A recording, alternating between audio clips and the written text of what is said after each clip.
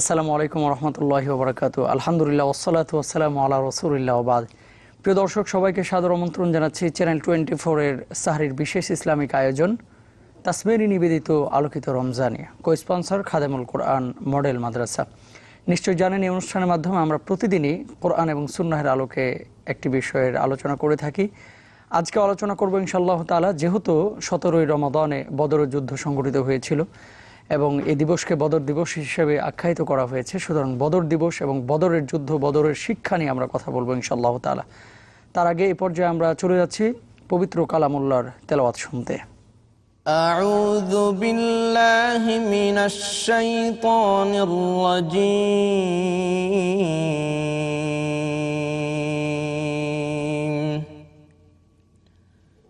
বিসমিল্লাহির রহমানির রহিম।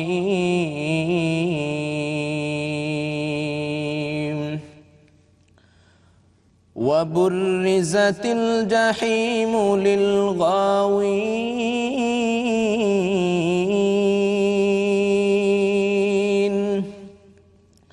وقيل لهم أين ما كنتم تعبدون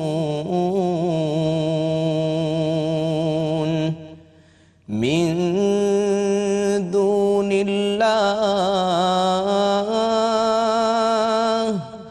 هل ينصرونكم أو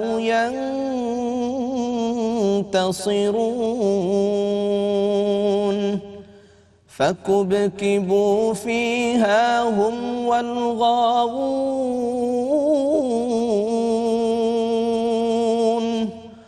وجنود إبليس أجمعون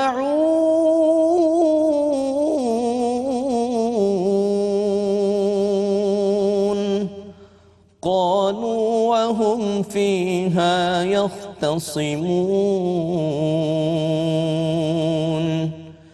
تالله إن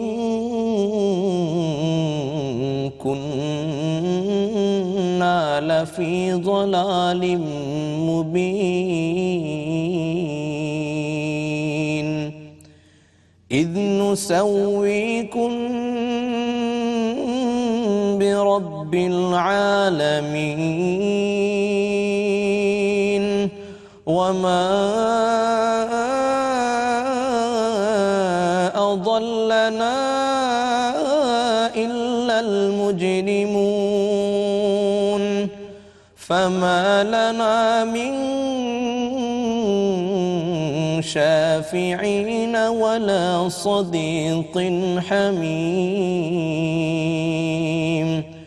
فلو أن لنا كرة فنكون من المؤمنين صدق الله العظيم।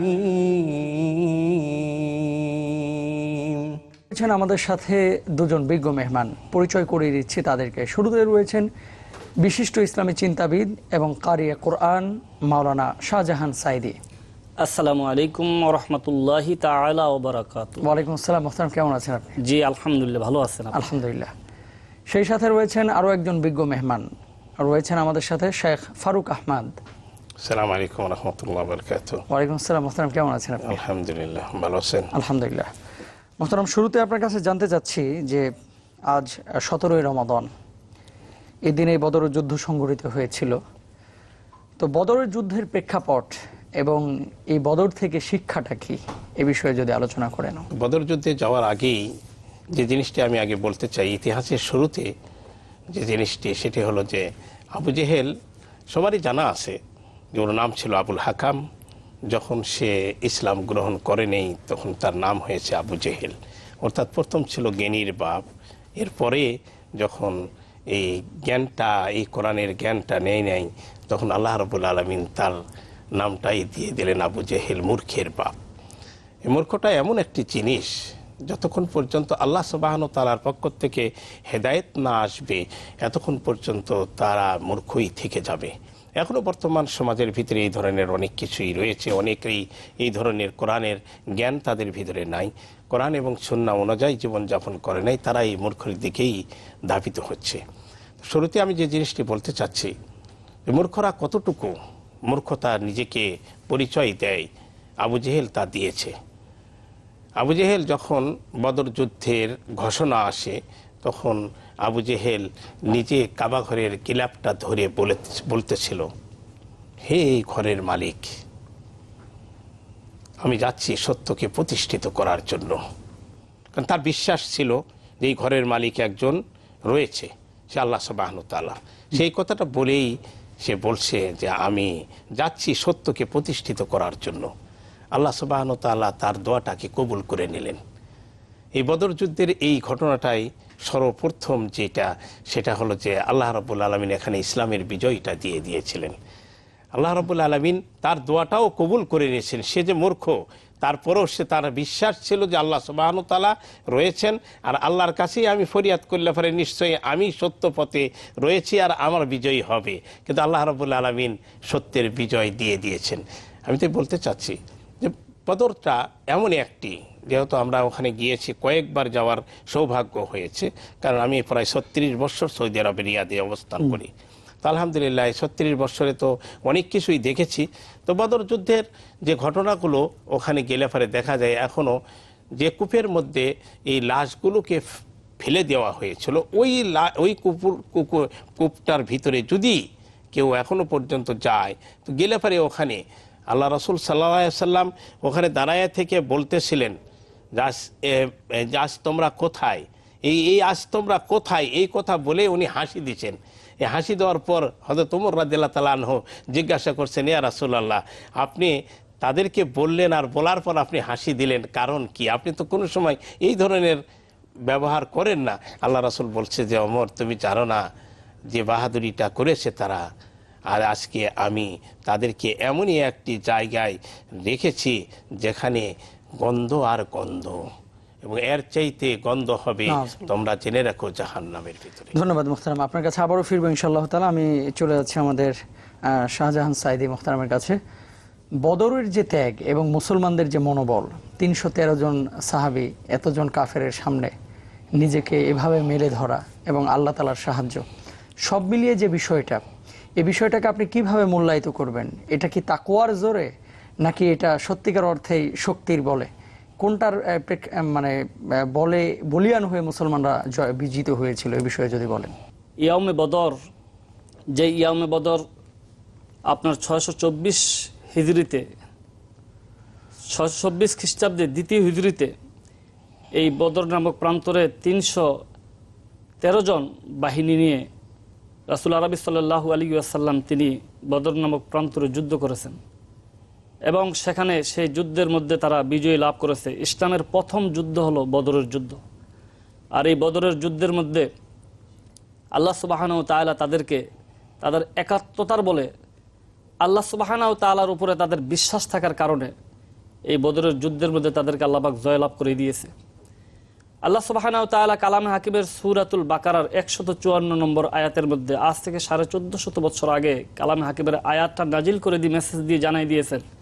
আল্লাহ পাক বলেছেন, ওয়ালা তাকুলু লিমা ইউকতালু ফি সাবিলিল্লাহি আমওয়াত বাল আহইয়াউ ওয়ালাকিন লা তাশউরুন।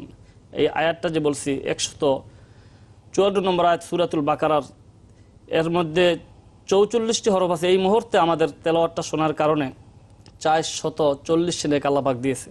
আল্লাহ পাক বলেছেন, এই আয়াতটা নাজিলের কারণটা বলে দিচ্ছে। আল্লাহ পাক বলেছেন যে ওয়ালা তাকুলু, তোমরা বলো না, লিমা ইউকতালু ফি সাবিলিল্লাহ, আল্লাহর রাস্তায় যারা জীবন দেয়, ইসলামের জন্য, কোরআনের জন্য, আল্লাহর জন্য, এক কথা ফি সাবিলিল্লাহ যারা জীবন দেয়, আমওয়াত, তাদেরকে তোমরা মৃত বলো না, বাল আহিয়া, বরংস তারা জীবিত, ওয়ালাকিন লা তাশউরুন, সে সম্পর্কে তোমরা উপলব্ধি করতে পারতেছ না, বুঝতে পারতেছ না।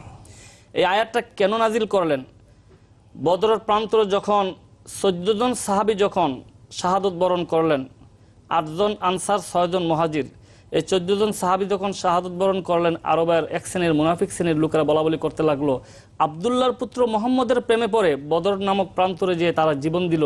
কেউ বা গাড়ি ছাড়লো, কেউ বা বাড়ি ছাড়লো, কেউ বা তার সুন্দরী নারী ছাড়লো। এতে কি লাভ হলো? কেন তারা জীবন দিল? এভাবে যখন বলা বলি করতে লাগলো, আল্লাহ সুবহানাহু ওয়া তাআলা তার হাবিবের সামনে এই আয়াতটা নাজিল করে দিলেন, জানাই দিলেন, এই পৃথিবীবাসীর মানুষেরা দিনের জন্য, ইসলামের জন্য, কোরআনের জন্য এই বদর নামক প্রান্তরেদেরকে তোমরা মৃত বলো না, বরংস তারা জীবিত, বরংস তারা শহীদ। হ্যাঁ, এখন এটা দিয়ে আমরা কি বোঝাবো? এখন এটা দিয়ে কি যুদ্ধ বোঝাবো? এখন যুদ্ধ মানে হার্ব। হার্ব এটা হলো ইংরেজি শব্দ, এটার অর্থ হলো আপনার প্রাণান্তকর চেষ্টা করা, জি, একটা জিনিসকে আপনার তার গন্তব্যস্থলে পৌঁছাই দেওয়া, এটা নাম হল হার্ব। কিন্তু এখন এই হার্ব বা যুদ্ধের নামে দেশের মধ্যে যে প্রচলন হচ্ছে, মানুষ মারছে, বোমা মারছে, কিন্তু এটা ইসলাম পছন্দ করে না, আমরাও তাদেরকে ভালোবাসি না, পছন্দ করি না। যারা মানুষ মারে, যারা বোমা মারে, যারা সমাজের মধ্যে রাহাজানি করছে, যারা জঙ্গিবাদ করছে, জঙ্গিবাদের নামে যারা, ইসলামের নামে যারা জঙ্গিবাদ করছে, আমরা তাদেরকে কখনো সমর্থন করি না। এই বদরের প্রান্তর যুদ্ধ থেকে তারা সাহাবীরা একত্রতা ঘোষণা দিয়ে ইমানের আকিদার বলে ওরা জয়ী হয়েছে। আল্লাহ পাক তাদের ইমানের আকিদার বিশ্বাসের উপর ভরসা করে থাকার কারণে আল্লাহ পাক তাদেরকে বিজয়ী দান করেছে। আমরা যদি সেই ইমান আকিদা মজবুত করে একমাত্র ইত্তাকুল্লাহ, আল্লাহর পাকের ভয় নিয়ে যদি আমরা দুনিয়ায় চলি, দুনিয়ায় শান্তি আর পরকালে মুক্তি হবে। এই জন্য আজ সমাজের মধ্যে কিন্তু এখানে যুদ্ধের কথা বলা হয়েছে। যুদ্ধ মানে হলো মানুষ মারামারি না, যুদ্ধ মানে হলো কাটাকাটি না, যুদ্ধ মানে হলো হিংসা না, যুদ্ধ মানে হলো জঙ্গিবাদ না। আজ যারা জঙ্গিবাদ করছে, মানুষ যারা মারছে, আমরা এই 17 রমজান বদর প্রান্তর থেকে শিক্ষা নিব, এই আলোচনা থেকে শিক্ষা নিব। আমরা আজ ঐক্যবদ্ধ হব। ওয়াতাসিমু বিহাবলিল্লাহি জামিআ ওয়া লা তাফাররাকু।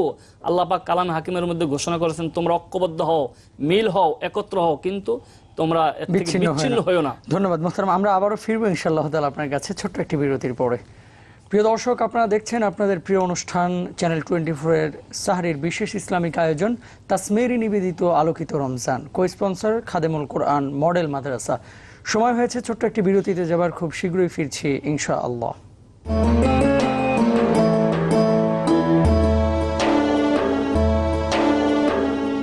আলহামদুলিল্লাহ, বিরতির পরে প্রিয় দর্শক আবারও সবাইকে আহলান সাহলান জানাচ্ছি আপনাদের প্রিয় অনুষ্ঠান চ্যানেল 24 এর সাহরির বিশেষ ইসলামিক আয়োজন তাসমেরি নিবেদিত আলোকিত রমজানে, কো স্পন্সর খাদেমুল কোরআন মডেল মাদ্রাসা। দর্শক, আলোচনা চলছে বদর দিবস নিয়ে, আলোচনা চলছে বদরের শিক্ষা নিয়ে, আলোচনা চলছে বদরের তাকওয়া নিয়ে। আমরা কথা বলছিলাম, দুজন বিজ্ঞ মেহমান আমাদের সাথে রয়েছেন। আমি আবারও ফিরে যাচ্ছি আমাদের মোহতারাম শেখ ফারুক আহমদের কাছে। উনি বলেছেন যে আলোচনাটি জঙ্গিবাদ এবং যুদ্ধ, ইসলামের জন্য যে লড়াই এবং বদরের যে প্রেক্ষাপট, সে বিষয়টি আমাদের মোহতারাম চমৎকারই তুলে ধরেছেন। একটি বিষয় আমি জানতে চেয়েছিলাম, সে বিষয় তার সাথে যদি আপনি একটু অ্যাড করেন মোহতারাম, বদরের যে বিজয়টা, এটা কি তাকওয়ার জোরে হয়েছিল নাকি শক্তি বলে হয়েছিল? মানে এই বিষয়টা যদি কোরআন কি বলে মোহতারাম? আল্লাহ সুবহানাহু ওয়া তাআলা যেটা, এই যে মাসটাই হলো রমজানের মাস, আর যুদ্ধটা হয়েছিল এই রমজানে। আল্লাহ সুবহানাহু ওয়া তাআলা যে কোরআনের আয়াতে একটি আয়াত নাজিল করেছেন এই মাসের ব্যাপারে, যেটা হলো ইয়া আইয়ুহাল্লাযীনা আমানু কুতিবা আলাইকুমুস সিয়ামু কামা কুতিবা আলাল্লাযীনা মিন ক্বাবলিকুম লাআল্লাকুম তাত্তাকুন। লাআল্লাকুম তাত্তাকুন, এটা আমাদের বুঝতে হবে যে আমরা তাকওয়ার মাস। এই তাকওয়ায়, এই মাসেই ওনাদের যে তাকওয়াটা ছিল, ওনাদের যে মনোবলটা ছিল, ইসলামের যে মনোবলটা, ওনাদেরকে আল্লাহ রাব্বুল আলামিনের তাকওয়া যদি আপনি করেন তাহলে আল্লাহর সাহায্য অনিবার্য। আল্লাহ রাব্বুল আলামিন কোরআন শরীফে অনেক জায়গায় বলেছেন, তোমরা তাকওয়া করো, ইত্তাকিল্লাহ ওয়া মান ইয়াত্তাকিল্লাহ ইয়াজআল লাহু মাখরাজা ওয়া ইয়ারযুকুহু মিন হাইসু লা ইয়াহতাসিব। কি উপায় দেব তোমরা কল্পনা করো না, কিন্তু ইত্তাকিল্লাহ করতে হবে, আল্লাহর উপরে ভরসা করতে হবে। আল্লাহর উপরে ভরসা করলে পরে আল্লাহর সাহায্য অনিবার্য। এই বদরের মাঠে আল্লাহর সাহায্য অনিবার্য, আল্লাহর সাহায্য এসেছে। তাছাড়া সেখানে আজকে তারা ছিল 1000 এবং সবগুলান যোদ্ধা, তারা এমন বড় মনোবল নিয়ে গিয়েছিল যে আমরা মুহাম্মদকে নির্মূল করে ছাড়ব এবং ইসলামকে। আমি প্রথমেই বলেছি যে আবু জেহেল কিন্তু গিলাপটা ধরে বলেছে আমি সত্য প্রতিষ্ঠিত করতে যাচ্ছি, আমরা এই ইসলামটা মিথ্যা, সেই নিজে চিন্তা করছে, কিন্তু আল্লাহ রাব্বুল আলামিন তাকে এমনভাবে ধ্বংস করে দিয়েছেন। ইসলামের বিজয় আল্লাহ রাব্বুল আলামিনের তাকওয়ার কারণে হয়েছে। তাকওয়াটা এই জন্য আমাদেরও যে কোনো ইবাদত, বন্দেগী, কাজ, কর্ম, এভরিথিং যা কিছু আমরা করব তাকওয়ার উপরে করতে হবে। তাকওয়া করলে পরে আল্লাহ রাব্বুল আলামিন রাস্তা খুলে দিবেন, আল্লাহর সাহায্য আসবে। ওয়ালা খাউফুন ওয়ালা হুম ইয়াহজানুন, আল্লাহ বলেছেন তোমরা অবশ্যই ভয় পেও না, চিন্তাও করো না, আমি আল্লাহ ইন্নাল্লাহা মা'না। কোরআন শরীফে অনেক জায়গায় বলেছেন আমি তোমাদের সাথে আছি। কোরআন শরীফের অনেক জায়গায় বলেছেন। হযরতে মুসা আলাইহিসসালামের ঘটনাটাও যদি আমরা একটু দেখি এই বদরের সাথে, মুসা আলাইহিসসালাম সেখানে গেলেন নদীর পারে, সবাই বললেন যে হে মুসা, আমরা তো ধরা পড়ে গিয়েছি, 12টা গোত্র, তারা বললো যে আমরা ধরা পড়ে গেছি। এদিকে ফেরাউন আসছে, সামনে দরিয়া, হয় আমাদেরকে দরিয়ায় মরতে হবে আর না হলে ফেরাউনের হাতে ধরতে হবে। আল্লাহ রাব্বুল আলামিন সেখানেও বলছেন যে কলা কাল্লা ইন্না মাইয়া রব্বি সায়াহদি, আল্লাহর সাহায্য অনিবার্য, আল্লাহ রাব্বুল আলামিন অবশ্যই সাহায্য করবেন। এই জায়গায়ও বদরের যুদ্ধ কিন্তু আল্লাহর সাহায্য এসেছে, কারণ হলো যে তাদের ভিতরে যে তাকওয়াটা ছিল, তাদের ভিতরে যে মনোবলটা ছিল, এই মনোবলটা আমাদের এখনো তৈরি করা দরকার ঈমানের ক্ষেত্রে। মোহতারাম, আপনার আলোচনা থেকে আমরা মোটামুটি সামারিটা পেয়ে গেছি যে প্রশ্নটি করেছে। আমি এবার ফিরছি আমাদের কারি মাওলানা শাহজাহান সাইদির কাছে। আল্লাহ রসুল সাল্লাল্লাহু আলাইহি ওয়াসাল্লাম সাহাবীদের উদ্বুদ্ধ করেছেন জিহাদে অংশগ্রহণের জন্য। আমাদের যে বর্তমান প্রেক্ষাপট এবং আল্লাহ রাসূল সাল্লাল্লাহু আলাইহি ওয়াসাল্লামের জামানায় যতগুলো যুদ্ধ সংগঠিত হয়েছিল সবগুলোতেই কিন্তু মুসলমানদের উপরে প্রথমে আঘাত করা হয়েছে, তারপর প্রোটেকশনমূলক মুসলমানরা এটাকে লড়াই করেছে আর কি। তো বর্তমান প্রেক্ষাপটে যেই সংঘাত বা লড়াইগুলো হচ্ছে সেই বদরের প্রেক্ষাপটের সাথে আপনি কিভাবে তুলনা করবেন? আসলে এগুলোকে কি যুদ্ধ বলা যায় নাকি এগুলোকে মারামারি হানাহানি সংঘর্ষ বলা যায়? এবং যুদ্ধটা আসলে কখন আসে? ইসলামী শরীয়তের যে জিহাদের বিধান এটা কখন আসবে, কিভাবে আসবে, এই সম্পর্কে যদি সংক্ষিপ্ত আলোচনা করেন। যুদ্ধই মানে হলো হার্ব, হার্বের এটা আরবি শব্দ, এটা হলো যুদ্ধ। আমি আগে বলেছি এটা হলো একটা জিনিসকে গন্তব্যস্থলে পৌঁছানো, যেজন্য চেষ্টা করা। জি, আমরা তো চেষ্টা করতেছি দিন কায়েমের জন্য, অনেকে অনেকভাবে চেষ্টা করতেছি, কিন্তু চেষ্টা করতে হবে আল্লাহ সুবহানাহু ওয়া তাআলা কালামে হাকিমের মধ্যে যা শিক্ষা দিয়েছেন সেভাবে, আর বিশ্ব নবী মুহাম্মদুর রাসূলুল্লাহ সাল্লাল্লাহু আলাইহি ওয়াসাল্লাম যেভাবে শিক্ষা দিয়েছেন সেভাবে। আল্লাহ সুবহানাহু ওয়া তাআলা কালামে হাকিমের মধ্যে তিনি ঘোষণা করেছেন সূরাতুন নিসার 65 নম্বর আয়াতের মধ্যে আল্লাহ জাল্লা শানুহু তিনি বলেছেন পৃথিবীবাসীর মানুষদেরকে ডেকে, আল্লাযীনা আমানু ইউকাতিলুনা ফিস সাবিলিল্লাহ, যারা মোমেন, আমি আল্লাহকে মানে, দিন মানে, ইসলাম মানে, কোরআন মানে, তারা আমি আল্লাহর পথে যারা জিহাদ করবে, আল্লাহর পথে সংগ্রাম করবে, আল্লাহর পথে প্রাণান্তকর চেষ্টা করবে। ওয়াল্লাযীনা কাফারু ইউকাতিলুনা ফিস সাবিলিত তাগুত, যারা আল্লাহর দিন মানবে না, ইসলাম মানবে না, কোরআন মানবে না, তারা তাগুতের পথে, ইসলাম বিরোধী, কোরআন বিরোধী ওই পথে তারা জিহাদ করবে, সময় লাগাবে। বন্ধুরা আমার, এখন যে প্রেক্ষাপট আমাদের দেশে চলছে, অনেক জায়গাতে মারামারি, কাটাকাটি, হিংসা বিদ্বেষ চলছে, ক্ষমতা নিয়ে হিংসা বিদ্বেষ চলছে, কিন্তু এই কাটাকাটি মারামারি ভুলে যে আমাদেরকে ঐক্যবদ্ধ হয়ে সকলে মিলে একমাত্র আল্লাহ পাকের সন্তুষ্টির জন্য, পরকালে শান্তি পাওয়ার জন্য আল্লাহ রাসূল সাল্লাল্লাহু আলাইহি সাল্লামের দেখানো যে পথ, সে পথে আমাদের চলতে হবে। সে পথ হলো ইসলামের পথ, কোরআনের পথ। আল্লাহ সুবহানাহু ওয়া তাআলা 3 পারা সূরা ইমরানের 19 নম্বর আয়াতের মধ্যে বলেছেন, ইন্নাদ-দীন ইনদাল্লাহিল ইসলাম, আমি আল্লাহ পাকের কাছে একমাত্র গ্রহণযোগ্য ধর্ম হচ্ছে ইসলাম ধর্ম। কিন্তু আজ আমরা ইসলাম থেকে দূরে চলে গিয়েছি, ধর্ম থেকে দূরে চলে গিয়েছি, কোরআন ছেড়ে দিয়েছি, ইসলাম ছেড়ে দিয়েছি, মসজিদ ছেড়ে দিয়েছি, আজ আলেম ওলামাদের ভক্তি ছেড়ে দিয়েছি, যার কারণে আজ আমরা মারামারি, হিংসা বিদ্বেষ লেগে আছে, কিন্তু নিজের আমরা ক্ষতিগ্রস্ত হচ্ছি। যতক্ষণ পর্যন্ত রাসূল আকরাম সাল্লাল্লাহু আলাইহি সাল্লামের আদর্শের প্রতি আমরা আকৃষ্ট না হব, তার জীবন বিধান পরিপূর্ণ আমল না করব, ততক্ষণ পর্যন্ত আমাদের জীবনে বাস্তবায়ন আসবে না, দুনিয়ায় শান্তি আসবে না, পরকালে মুক্তি আসবে না।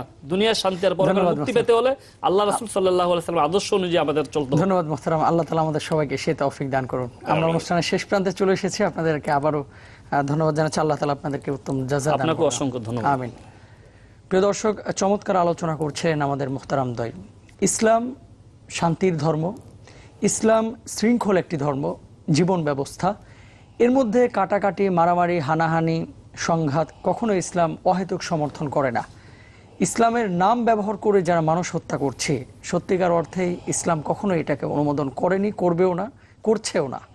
সুতরাং জিহাদ রাষ্ট্রীয়ভাবে যখন ঘোষিত হবে এবং রাষ্ট্রীয় একটি প্রেক্ষাপট রয়েছে, একটি সেগমেন্ট রয়েছে, একটি সিচুয়েশন রয়েছে, যখন রাষ্ট্রপ্রধান সেটাকে সেইভাবে ঘোষণা করবে, তখন আমাদের সবাইকে ঝাঁপিয়ে পড়তে হবে। কিন্তু ব্যক্তিগতভাবে একজনের একটি কাজ আমার অপছন্দ হলো আর আমি তাকে চাপাতি দিয়ে কুপিয়ে মেরে ফেললাম আর বললাম যে একজনকে পাঠিয়ে দিয়েছি, আমি তো মর্দে মুজাহিদ হয়ে গেছি, এই ধরনের বিষয়গুলোকে ইসলাম সমর্থন করে না।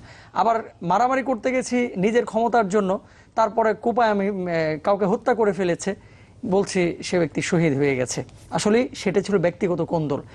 সর্ব অবস্থায় আসলে মিস ইউজ হচ্ছে আমরা, এবং ভুল বোঝানো হচ্ছে মানুষকে। শহীদ স্বাভাবিক কোনো বিষয় না। শহীদ এই শব্দটা অনেক ব্যাপক একটি শব্দ, অনেক অর্থবহ একটি শব্দ। আল্লাহ রাব্বুল আলামিন আমাদেরকে বোঝার তৌফিক দান করুন, আমিন।